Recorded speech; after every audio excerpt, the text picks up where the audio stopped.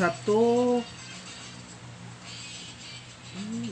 Joshua Padilla ay isiniberate ng Maris Day ang 2024 hanggang May 12 sa Pantala.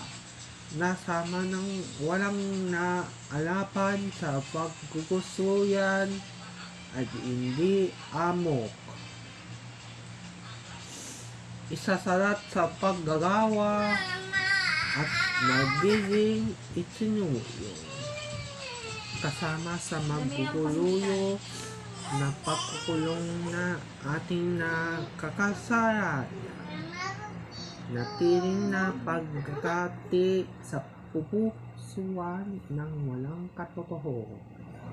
Na picture ni na pupukso kinalalaman at tantanan yung mga patakaran yung ang ginagawa Maris Day 24 ng May 12 nagsisimula na dalan sa pagbababilya at mga tito ang death to your arouse to be